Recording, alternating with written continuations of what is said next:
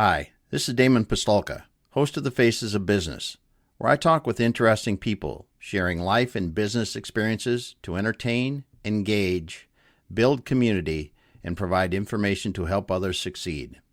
If you're interested in learning more about one of our guests or how we are helping business owners generate wealth and build businesses they can sell or succeed at Exit Your Way, you can find more information on our website, exityourway.com, or by contacting me directly, Damon at exityourway.com. I hope you enjoy the show.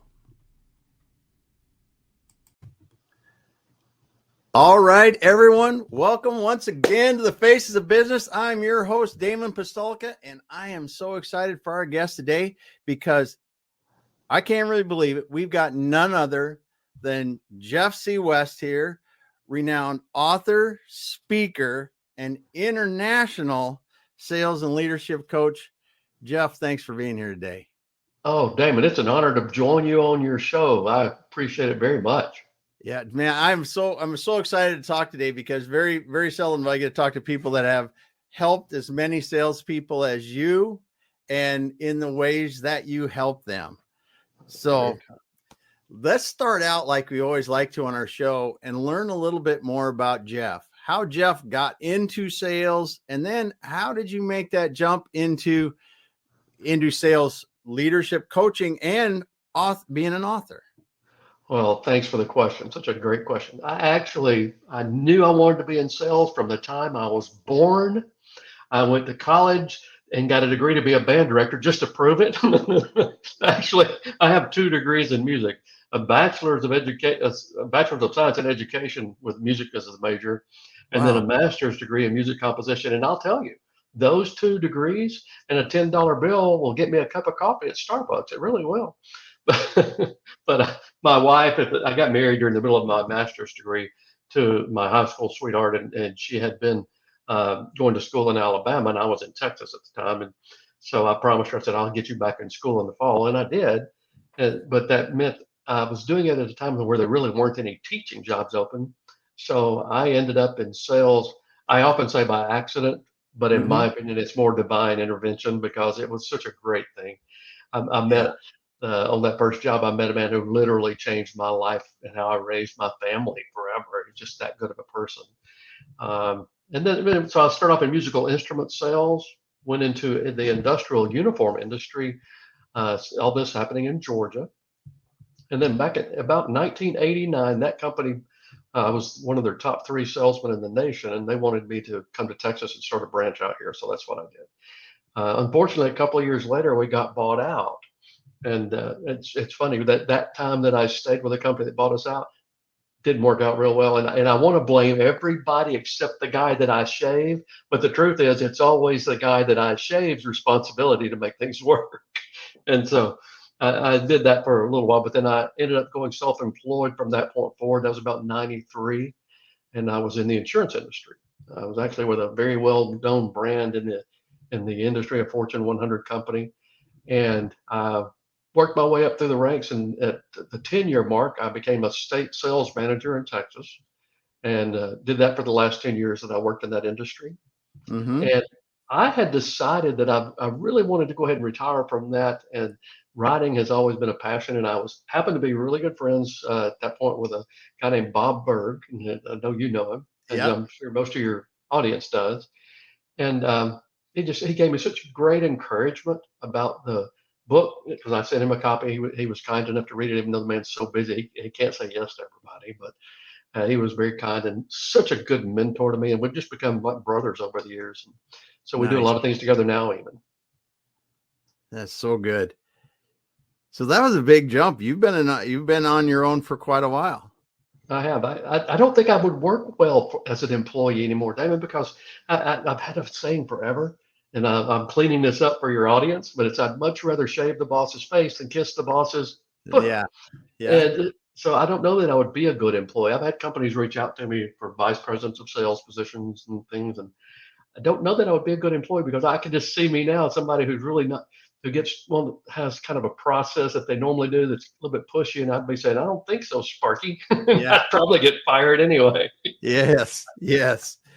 So you said then you've you've written several books, and you've always liked to write. Before we got on, you talked about you always had a passion for writing. When did you first realize that you had a passion for writing? Because that's not normal. It not like we don't just see people jumping up and saying I had a passion to write, and that's why I wrote a book. Well, it's a great question. The bug started with me in high school. I went to Really?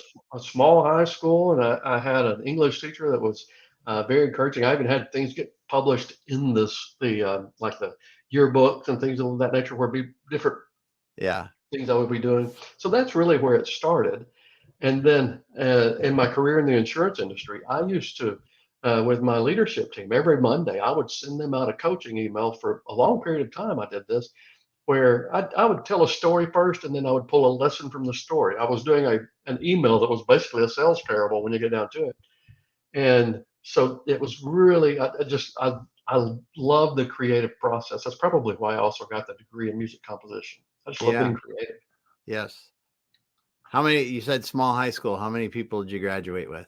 When I graduated, they had consolidated two small schools to make one bigger school, and that gave us about 200 or so. But Okay. before that, I had less than it would have been less than 100 in my class. I Ah, think my very. sister's graduating class had about 80 in it. Oh, wow. Yeah, that is smaller. Yeah.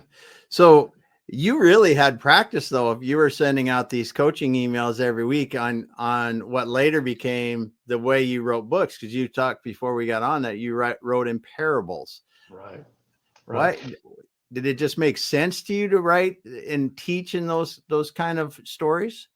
I think it was intuitive to a certain degree. My favorite way to consume content, because I became a student of sales. When I got into sales, I began reading books back when I was 22 years old to get better Mhm. at it. And I naturally have gravitated to the business parable, to the sales parable, and like Og Mandino's books, and John David Mann and Bob Berg's books, things of that nature, because the story sticks with me so well. Yeah. And so as I began to write, I write a lot of nonfiction as well. Haven't put a lot of books out that way because most of my nonfiction goes out in my coaching emails that I send out each week to people that follow me. But the whole process of writing a parable, it touches people emotionally different. When I'm doing sales training, I'll talk about fusion points. And basically, to make a long story short, when people are making decisions, or when including the decision to consume content or to retain it and use the lessons, they're going to make a decision based on the way their brain works. And how we make decisions, your emotional part of your brain communicates with the logical part of your brain. It produces the decision. If it's a Mhm. negative emotion, you want to get away from it. You're not going to move forward. But if it's a positive emotion that you're hooking with that logic, it's the next step happens. So once people get exposed to the parable, that tends to be one of their favorite ways to learn. And more importantly, because of that connection, they retain it and they've got a better chance to apply it. Yeah. Yeah, it is very interesting how the your mind makes a decision to purchase something. Right. It really is. It really is. And the parables, I agree. So what is, other than your own, and we're gonna get the titles of your books. What is your favorite sales book to date ever? The Go Giver. The Go Giver. Yep. Read it a couple times. Yeah. And it's funny, Damon, when I read The Go Giver, I'd already read Endless Referrals. By this point, I already knew Bob. He Yeah. and I were already friends when they came out with the book. And Endless Referrals changed my career. And basically, Bob Berg and John David Mann turned Endless Referrals into the parable, The Go Giver. Mm-hmm. But it's just Endless Referrals itself literally just about saved my career. It was that strong. And I know you're only having a 30-minute show here. I could talk about that all day. Well, But let's talk about it just for a moment. Why do you think that really changed your career that much? at that point, this was January of 2000 when I got the book. I had a sales mentor. He was the state manager for Texas at the time, up in the North Texas area. He gave me two books, January review time, or, Yeah. okay, how'd you do? And at this point, I had been one of those district managers who would make my numbers one year, miss them the next. I Mm-hmm. wasn't in danger of getting fired, but I certainly was no star either. That day he gave me John Maxwell's 21 Irrefutable Laws of Leadership, and then Endless Referrals by our friend Bob Berg. Now, I make no bones about it. Those books changed my trajectory. And it wasn't that they were really about the insurance industry, but I applied the principles in there. Yeah. So my career really began to take off. 2 years later, I went from district manager to regional manager. 2 years later, I went to state manager. And a 4 year jump like that's really quick up to that position. And it was funny. When I was a regional manager, one day my administrator buzzes in. I had been going to the training schools for every month when they would bring in new agents to that company. I would be one of the people who went in and talked to the school. And I would always talk about endless referrals all the time to everybody. Well, I got a phone call. This was probably 2003, maybe. And my administrator buzzed in and she says, "There's somebody on the phone for you named Bob Berg." And I thought, sure, I got a friend pulling my leg right now. I know what's going Yeah. on here. And Yeah. so I take the call, and Bob says, "Hi, Jeff, this is Bob Berg." And I said, and I'm quoting, "Sure it is, fella." Bob said, "Excuse me?" I said, "Is this really Bob Berg?" He said, "Yeah, this is really Bob Berg." And so I told him Yeah. what I just told you. And he and I became friends that day. And it was amazing. But uh, it was one of those life's serendipitous moments. Well, yeah, because now, 20, 21 years later, 20 plus years later, you guys are doing a lot of business together, doing a lot of stuff together. We do. And we had gotten to where we talked back and forth about sales a lot anyway. And he actually had sent me an email. My second book had come out. It was a book called "Said the Lady with the Blue Hair" that I co-authored with Lisa Wilbur, who is Avon's fifth highest producer in all of history. Amazing lady. Anyway, Yeah. and Bob had sent me an email about some sales thing he was going to put on LinkedIn. He said, "What do you think about this?" And so I replied. But at the very last sentence of his email, he said, "By the way, save this. When you and I do our parable, this could come in handy." Now, we'd never discussed a parable at that Yeah. point. And so I emailed him back with what my comments about what he was going to do. And I said, "Oh, and by the way, if you're serious, yeah, we're doing this." Nice. Nice. Well, and it's interesting that he talked about a parable himself and you like to write the parables and how that worked out. Yeah, my favorite part is the fiction. My goal, Damon, when I get through, if a reader tells me that they couldn't put the book down, or if they tell me it moved them in some way, and Mm-hmm. when I get that feedback back, because people will email me, and I encourage it. It's like the best feeling in the world. That's awesome. That's awesome. Well, and it's, as someone who I listen to Audible a lot, I walk the dog a lot and I listen to Audible, and there's such a difference between a parable and a business book or a leadership book or something like that. The parables are like you said, they really draw you in and you can feel the emotion in it and you can feel how things happen. Yeah, one of my favorite ways to consume this book.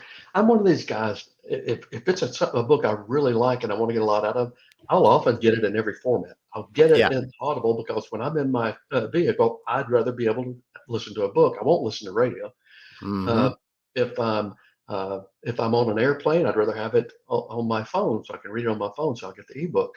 But if I'm taking notes, I want it hand in hand. I want to have it in front of me so I can write it. And so, but I think my favorite form on Streetwise to Saleswise, though, that I did with Bob, I think it's the Audible because Bob and I do it. He did it in a studio in Florida. I did it in a studio in Texas, and then we made the magic happen after that. Yeah. But it sounds like you're sitting beside your mentor learning something, and I just love that. Yes. Yes.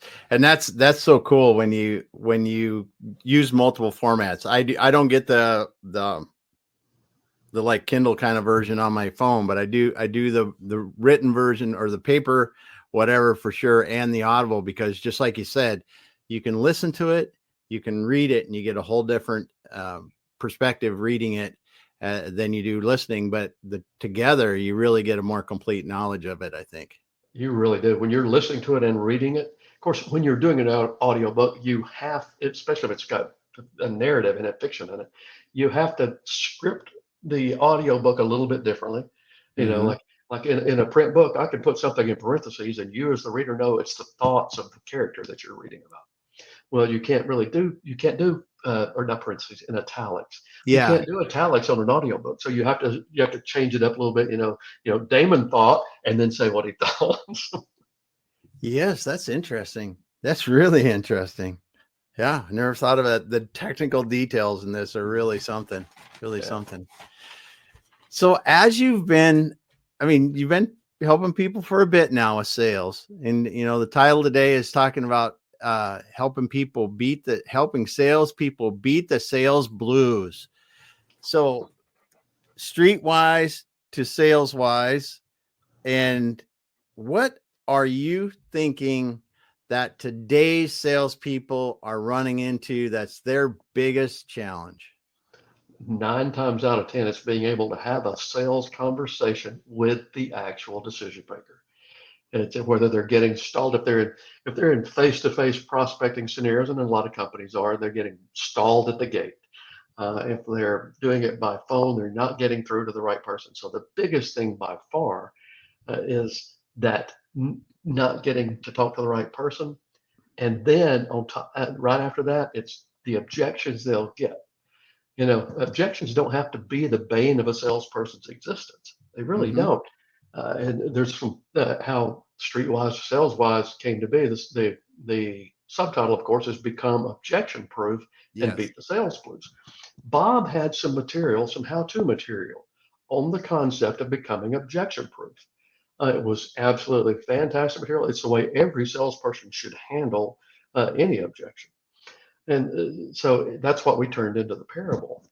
And in that process, what it does when you follow the steps correctly, not only do you really uncover the true objection that your prospect's having, your process of solving the issue builds a bond between you and that prospect that they actually feel closer to you once the two of you have solved it. Because it's two people sitting side by side getting to the bottom of an issue to try to find a solution rather than a salesperson in a debate. Most traditional sales training when I started years ago, it talked about overcoming objections. Every company had basically training of their own about how to overcome Yes. objections. Well, the truth about that is people don't want to be overcome. It's like Yeah. when I'm speaking now, I'll tell people, an objection is a lot like an opinion. And you need to look no further than the American political process to understand people don't want their opinions overcome. And so instead of trying to debate someone, go back and forth, what we teach is a process that you start from, step A, 1 through 6, basically is what it amounts to. But when you do that in the way we teach it, the prospect mentally relaxes and they give you permission to shift their frame a little bit. They'll see it in a different way based on the solution that you have to offer. And Mm-hmm. when you get through, they think a friend just helped them solve something rather than a salesman push something toward their way that they weren't really completely comfortable with. Yeah, that's a great way to describe it, because when you feel salespeople helping you like that, it's a completely different thing than when you feel someone's trying to get you to buy something. Oh, absolutely. And when you think about it, in sales, we've really got a position that so closely resembles what I would think of as the old matchmaker's position. We find a person who has a need. They've got some issue they need to solve, whether it's business or it's in their personal life. They've got an issue that needs to be solved. We've got a company or our own service that provides that solution. When we put the parties together, we're like professional matchmakers and we get paid because we help those two work with each other. Mm-hmm. That's a really, once you understand that sales isn't about pushing somebody towards something, it's about helping somebody solve something and being focused on them. Sales is a lot of fun. It's not something to feel uncomfortable about. Yes, when you're helping people actually solve a problem, that really is it's a different approach, and it feels good actually as a salesperson to help them. Absolutely. I always say that it was divine providence where I ended up in sales because I literally, always sold things I believed in. Uh-huh. When I was coaching salespeople, I gave them the best of me I could possibly get. I looked at my sales team as my largest client Mm-hmm. because, we had a lot of clients out there in the marketplace, thousands of them. but my sales team was my largest client, and I needed to motivate them and equip them for whatever they needed to go out and be really outrageously successful. Yes. Yeah, that's for sure. That's for sure. So if we were together and you're and I'm one of your salespeople, what would one of your weekly coaching emails look like? I'm kind of curious. Do you Oh, have an example or something that you could kind of pull out? well, I don't have anything that I can pull up here right and Oh read yeah, you no, right yeah. now, but I can tell you, I wrote one time, and my point was basically to get people to get my team to be a little bit more relaxed in their prospecting and a little bit more relaxed in sales conversations. Just to get that. And I started it off telling a story about when I had a little Hot Wheel when I was a kid. And I would go speeding down the sidewalk, and it's like I could hear the music, Born to Be Wild.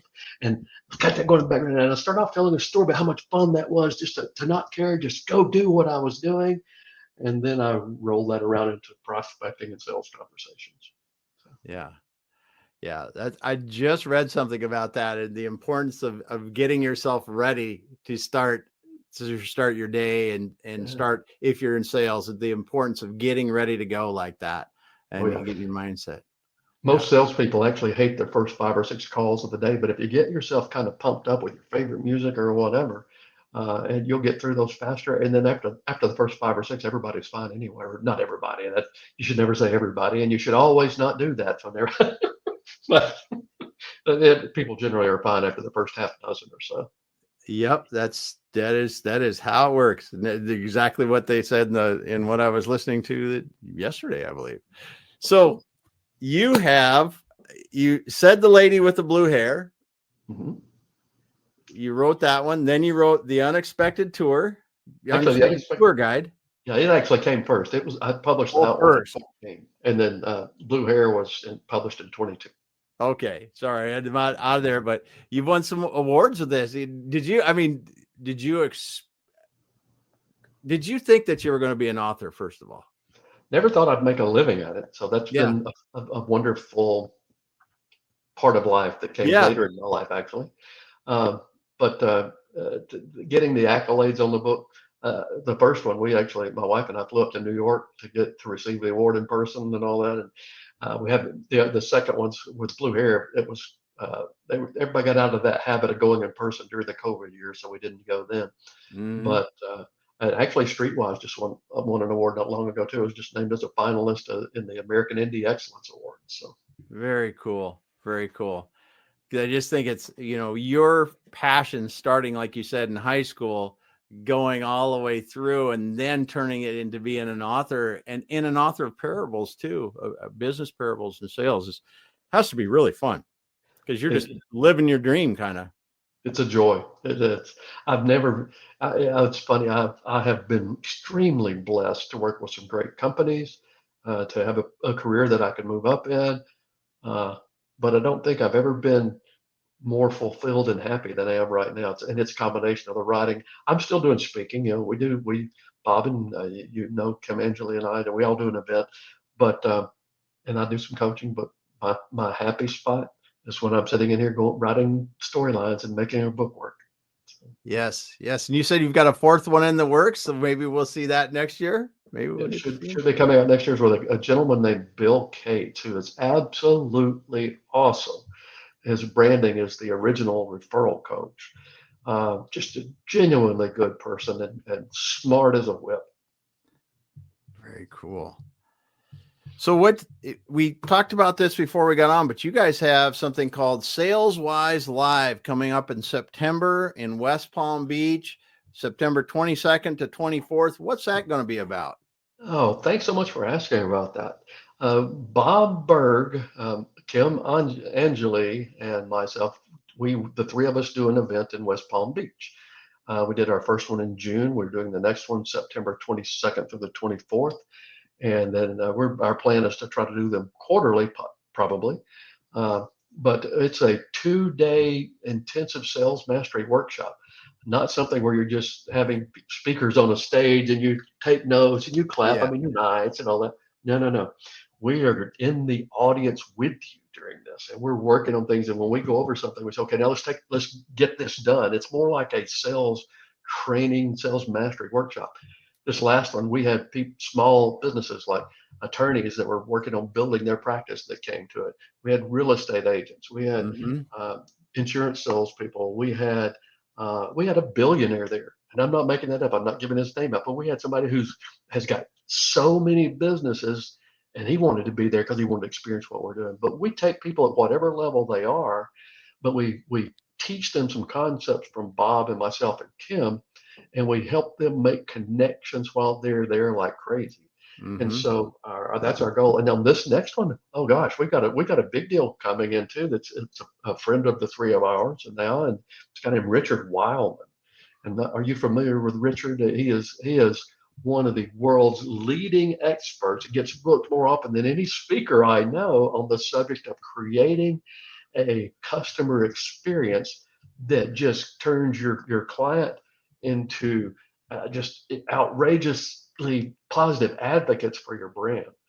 And he's actually going to come in and do a little segment for us on Monday. We start on Sunday night, basically, with a Yeah. dinner where we have everybody come in, and it's just fun. And every meal, we don't go hide. We come out there and have the meal with the audience. But so we do that on Sunday night, and then Monday and Tuesday is the actual sales conference itself. It's people the people who have gone.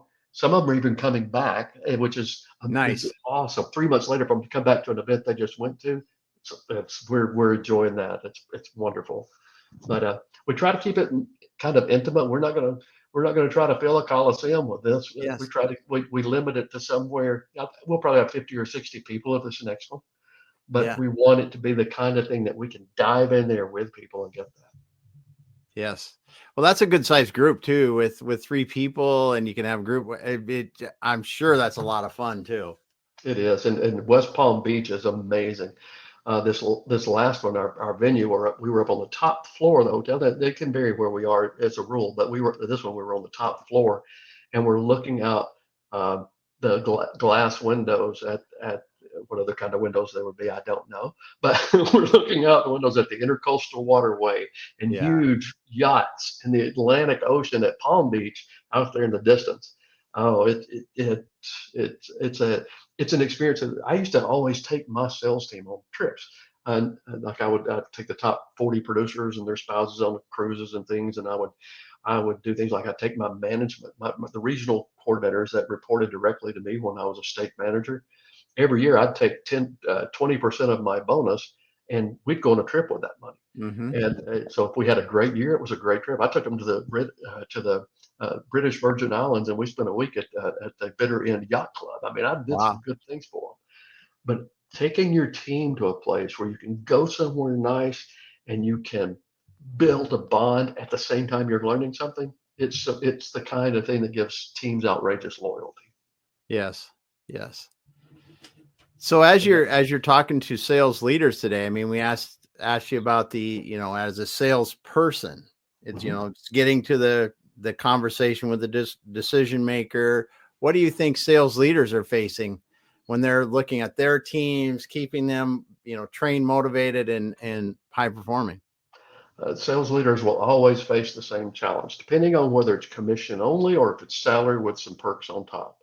Especially in the commission only world, they face two problems. Number one, people are scared to come on board. Number two, the turnover can be high because there's no safety net.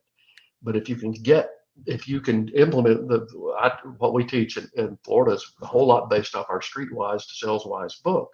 Mm-hmm. But my part of it is fusion points. I give people a peek under their own skull, basically under the hood, so they know how a brain works when it's making the decision to do business with you, or even say yes to the meeting.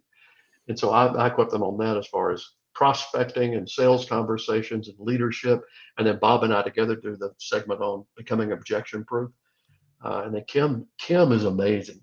Kim does this segment where she teaches people how to, once you've got a client, how to never come off their radar. She says it's not Mm-hmm. your client's job to remember you, it's your job to become unforgettable. So Yes. those are the kind of things that we teach there. And that's what sales managers have to do with their team. And you're building a team, you got to equip them on what to do, but you've got to build the relationship with them and keep that in front of them as a carrot and making things happen. Because if you don't, if even if they can make money at it, if they're not happy, you're going to Mm-hmm. lose them anyway. And 20 years of my life, I led a volunteer army in the insurance industry. So I think you learn what works. Yeah. So hope Yeah. everybody, it's saleswiselive.com is that website. I hope everybody Oh, decides to bring their team there.